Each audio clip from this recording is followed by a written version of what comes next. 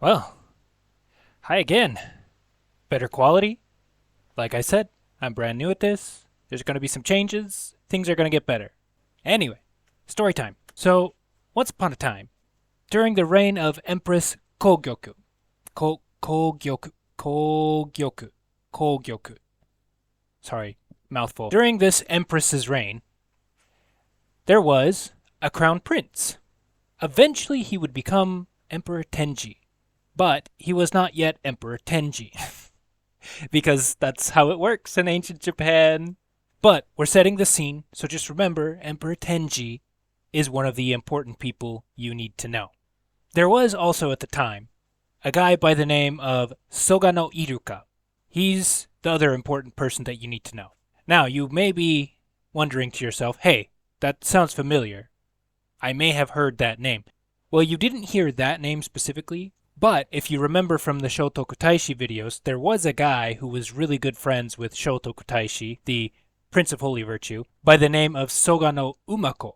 Now, Sogano Umako doesn't appear in this story, but Umako was the father of Sogano Emishi, who does appear in this story, as we'll see, and Emishi was the father of Iruka, the guy who's actually really important. But anyway, at this time, the Soga clan had made some really strong inroads into the imperial family. They were in tight with the imperial family. And so the Soga clan actually exerted tons of power over the whole country. They were just a step down from the imperial clan, the most important clan, and they were in charge. But this story begins with Emishi, Sogano Umako's son, being an old man. Now, he was actually the guy who technically had the title for the power that he wielded. He was a very powerful man. But he was so old at this point that he decided, you know what, I can't make it to court anymore. I'm going to hand off power to my son. And so that's what he did. He handed off power to Sogano Iruka, who is, again, that's the name you really need to know, Sogano Iruka. There was only one problem. Sogano Iruka was kind of a douchebag. And by kind of, I mean he was a really big douchebag, like, not a nice guy by any stretch of the imagination. In fact, to demonstrate how much of a douchebag he actually was, there was an instance where the main character in this story, Emperor Tenji, was hosting a game of kemari with some of the other nobles, some of the high nobility from all over. And Sogano Iruka was also there. So, for those who don't know, kemari is kind of a game that's like hacky sack, where you have a ball and the goal is to try to keep it up in the air as long as you can without using your hands. No hands. Look, ma, no hands. But it's not competitive. You're just keeping a ball in the air.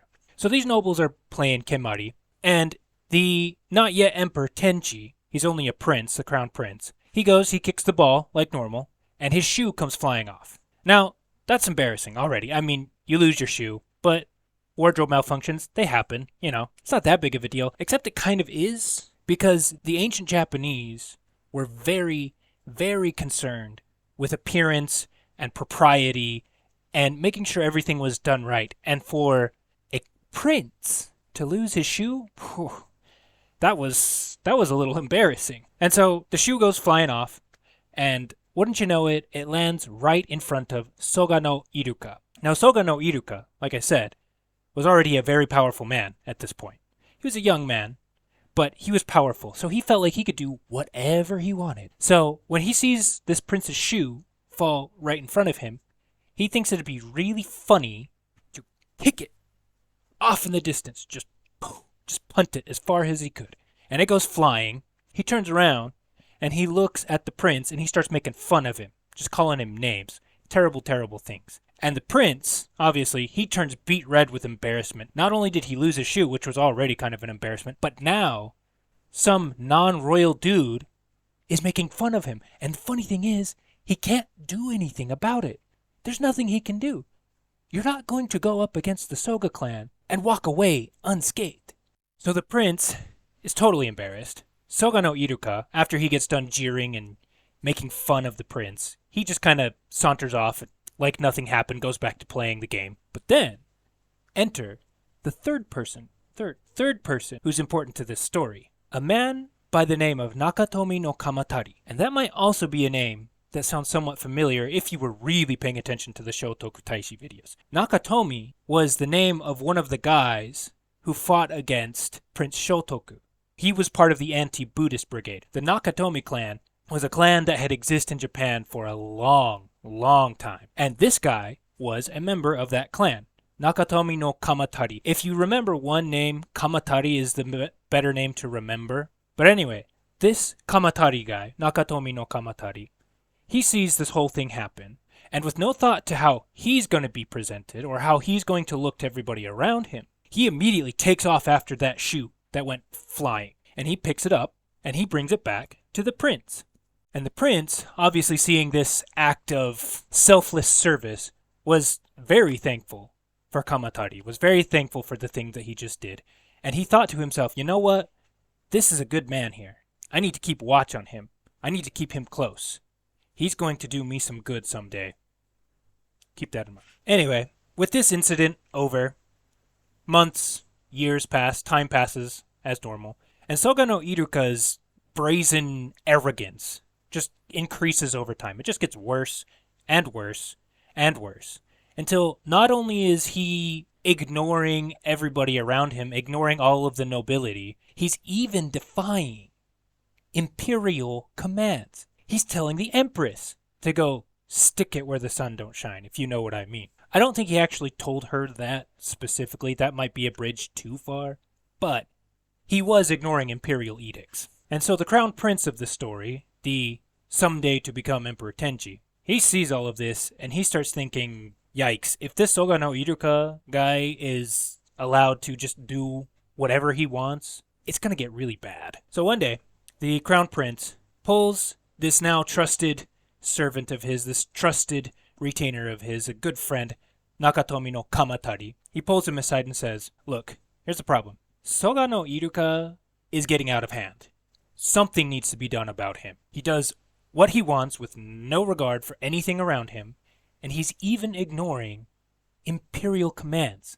He's not listening to even the Empress herself. This is a big problem. Therefore, I'm planning to get rid of him once and for all. We can't stand for this any longer. And Nakatomi no Kamatari, being the stalwart servant that he is, just looks at the prince and says, you know, my prince, good sir, I have been thinking the same thing. And if that's what you want me to do, I'd be more than happy to help out. Just tell me what you need done. And so, these two men, the crown prince to one day become Emperor Tenji, and Nakatomi no Kamatari, hatch a plot to assassinate Soga no Iruka. So not long after this point, there's a big banquet at the Imperial Palace. It's called the Banquet of the Changing of the Season. And I don't know what all the details of it are. I just know that it's a banquet, and obviously all the rich cats, all the important people of the land are going to be hobnobbing together, hanging out, probably writing poetry, probably drinking, enjoying some food. The Empress herself is going to be there too. But given that this is ancient Japan, the women are going to be separated off by a curtain because women weren't supposed to be seen by men whom they weren't related to. But the day for this banquet comes, and that's when the soon-to-be Emperor Tenchi pulls Nakatomi no Kamatari aside and says, hey bro, today's the day we get him.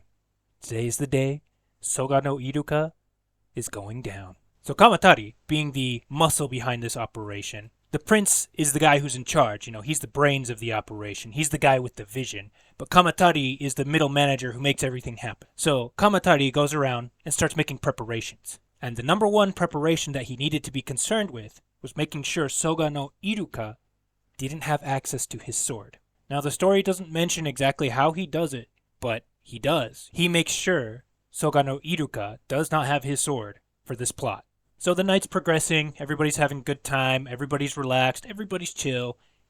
And then a prince, not the prince that we're talking about here, but another prince, because the emperors were very fruitful, let's say. The emperors and the empresses, actually, because there were multiple empresses, they were also very fruitful, and therefore there were many princes and princesses. So a prince, not our prince, but a prince, stands up to read the official documents. I don't know what these documents are, but there's a document reading. Of course, the most powerful people in the country are hanging out together. There's going to be some kind of a document reading. Anyway, he's reading these documents. But somehow, word of the plot had gotten out, apparently. Because this prince, he's shaking. He's trembling. Because he knows. There's about to be some stuff that's going to go down. Some major stuff is about to happen. So he's shaking. And Soga no Iruka sees this guy shaking. Because he's probably at the front since he's basically the guy who's in charge of the whole country. But he sees this prince shaking and he says, hey, bro. Why are you shaking? Now, luckily for the plotters, for the would-be assassin, nobody else likes Soga no Iruka. So this prince, who's reading, he's shaking. All he can really say is, well, sir, I am in the presence of Her Majesty the Empress. And he probably said something else to the effect of, and I'm in the presence of all these great nobles. And because of that, I'm nervous and anxious, and that's why I'm shaking. However, this was enough to make Kamatari think that maybe their cover might be blown. And so, before he can see if Soga no Iruka bought the lie or not, he immediately draws his sword, and he takes a big old swing right at Soga no Iruka. Now, he missed the vitals, but he did get Soga no Iruka a nice deep cut right in his shoulder. Deep, not quite a fatal cut, but a really, really bad cut. Now, because he's not dead, Soga no Iruka freaks out. I mean, obviously, a guy just tried to cut him down with a sword. Like, I would be freaking out. I'm already freaking out, and I'm not getting attacked by anybody with a sword. So he stumbles backwards, and he gets up and he tries running. Because, what else are you going to do? But, just at that time, the crown prince also pops out with his own sword. And he takes one big swing, one good swing, and he gets Soga no Iruka right across the neck, lops his head clean off. Sorry, I apologize. I should have said this is going to be a bit of a gruesome story. But he also lops off Soga no Iruka's head with such force that it goes flying through the air. It just gone in a nice parabolic arc. I'm not going to describe it anymore for those with somewhat queasy constitutions. But as his head is sailing through the sky, he speaks. Soga no Iruka speaks. He says, I'm innocent of any wrongdoing. Why have I been killed this way? I didn't do anything wrong. Which, I mean, classic bad guy. Doesn't understand that he's a douche. I mean, think about it. Soga no Iruka was basically just one of your classic rich boys. You know, those kids of the rich cats who just has everything handed to him and thinks he can do whatever he wants. And then when anybody dares say anything he doesn't like, he assumes he's being attacked. Nobody could possibly hate me. I'm the greatest, you know. He's one of those guys. But anyway, his head still flying. He says, why have you killed me? I didn't do anything wrong. I'm innocent. And flies through and it smashes right into the screen that's separating the Empress from the rest of everybody. Falls to the ground, probably rolls a little bit. Horrendous sight. Now, the Empress didn't actually know what was going on. She had heard nothing about this plot. So she is understandably shocked, terrified, because she just saw a dude, the most important man in the country, get his head lopped off. So she, understandably, excuses herself, says, I'm leaving, I'm out, whatever this is, you deal with it. And she takes her leave. Now, it's also important to note, too, that the ancient Japanese were very concerned with ritual defilement. There were certain things that made you filthy, made you dirty. Death was probably the most important of those things, the thing that you were supposed to avoid no matter what. So not only did the Empress leave, probably because she was just absolutely shocked at what she just saw, but also because she, being the spiritual leader of the country, of the clan, of everybody, really needed to not be in the presence of somebody getting his head cut off, or at least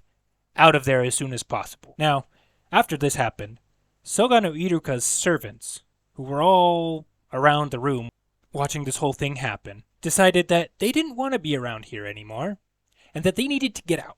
So they did. They skedaddled, scattered.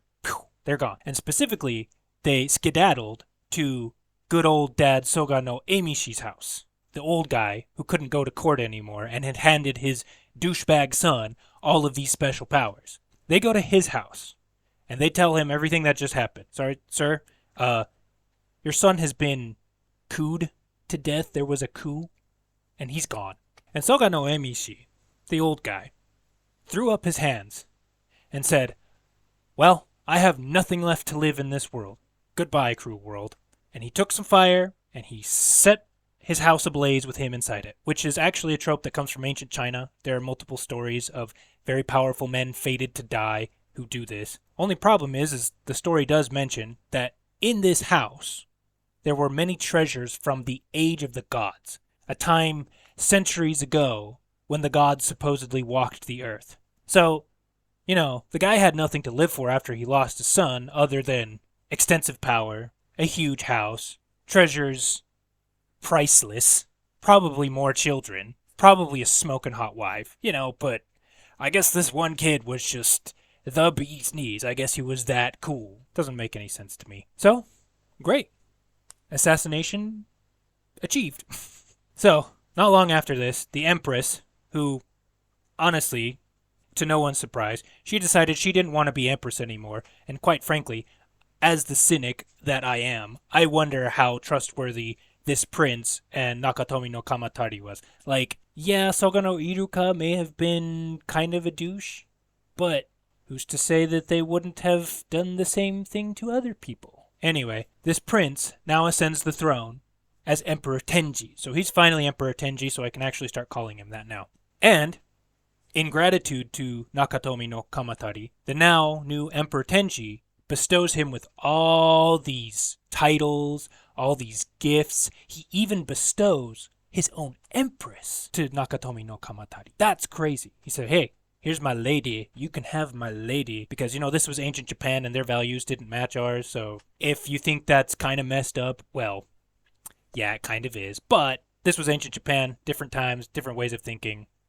This is just a story. Don't shoot the messenger, please. Anyway, to honor this new occasion for Nakatomi no Kamatari, he actually changed his last name from Nakatomi to Fujiwara, because now he was a very important person. He went from middle nobility, he was a noble, but not a super important noble, to now basically being the new Soga no Iruka. He was the guy. The emperor handed him all this power, and in order to commemorate that, he renamed himself to Fujiwara.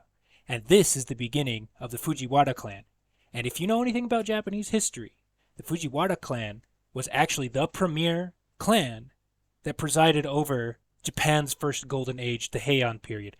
They were the most powerful, they were the most educated, they were the most cultured, they were the richest. They were, for all intents and purposes, the clan that actually ruled the country. They were second to none. So this is a big deal, because this is where they begin. So, the now Emperor Tenji and Fujiwara no Kamatari set about and they made some huge reforms to the country. They introduced a whole new system of government that was based on a Chinese model and was based a little bit on the models that had come before them. But the system that they implemented, while it was changed over time, was largely the system that continued to rule Japan and govern Japan for centuries. They did some big things. These guys weren't just usurpers or coup doers. They did other things, some very important things. And Fujiwara no Kamatari, by the empress that he was now bequeathed, had many famous children. The story does mention a monk named Joe. There was another guy named Fujiwara no Fuhito, who I think I've heard that name somewhere. I don't remember exactly where, but he was an important person, and was eventually given the posthumous name of Tankaiko, which I don't remember what that means, and I don't remember who these people are, but the story felt like it was important to mention them, so I guess we're mentioning them. And so, Emperor Tenji and Fujiwara no Kamatari were best bros. They were best bros, they worked together, they did some amazing things. But, as with everything, time waits for no man, no matter how powerful or amazing. And eventually one day, Fujiwara no Kamatari got sick. Not just sick, but very, very sick. And the Emperor Tenji decided that he wanted to have an imperial procession to go see his old friend, to comfort him, hang out with him while he's sick. Now, an imperial procession is a big deal. It's usually only done when the emperor has to go somewhere of ritual significance, like to a big shrine or something.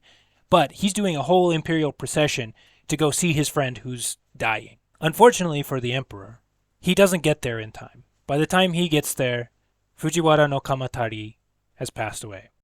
And when the emperor hears this, obviously he's just distraught. He is absolutely grief-stricken by this news. And he declares then and there that they are going to now take this imperial procession and they are going to use it to escort Fujiwara no Kamatari's body to his preferred place of burial, and that the emperor himself was going to carry his friend's body to his grave. Now, the emperor's advisors were like, no, hold on, time out, time out. Because again, Fujiwara no Kamatari being dead was ritually defiled, and we can't have the emperor, we cannot have the emperor touching a dead body and ritually staining himself with all this terribleness. This would be terrible for the country. The gods will probably strike us down. Who knows what calamities will be unleashed. And if we've learned anything from the Shotoku Taishi incidents, don't tempt the gods. So they managed to convince the emperor, hey, maybe don't carry your friend's body. We'll see he's buried, but just how about you don't do that? And the emperor was convinced, but he wasn't happy about it, and he went home in this imperial procession, and he was weeping the whole way. Absolutely grief-stricken, like I said before. But as one final farewell gift, the emperor did award Fujiwara no Kamatari with the posthumous title Taishokan. Now, I don't remember what I translated Taishokan to. I do remember that I looked it up, and only one person has ever had that title in all the history of Japan, and that was Fujiwara no Kamatari. So it's very important, very, very high-ranking ceremonial title that, again, only one person has ever had. And so, the descendants of Fujiwara no Kamatari became the Fujiwara clan, and they prospered and spread across the realm like nobody had come before them. And thus is it said that this is the beginning of the Fujiwara clan. Okay, that's going to do it. I appreciate you coming and listening to this project that I'm doing. Again, there's a lot of things that I'm trying, new ideas that I'm working on, trying to make it as best as I can to give you guys a little bit of entertainment, but also to help me practice with my classical Japanese and become a better storyteller. I genuinely think these stories are great, and I'm glad I get to share them with you. So hopefully, if more changes come in the future, they'll be better, and we'll work at this together. Please be patient with me. I am still learning. Again, and I thank you for giving this a listen, like, subscribe, share, and let me know your thoughts about everything in the comments. If you have any tidbits, if I got anything wrong, because I'm sure I got everything wrong. Well, I'm sure I got some things wrong, so by all means, let me know. But that's going to be it for today. I'll see you in the next one.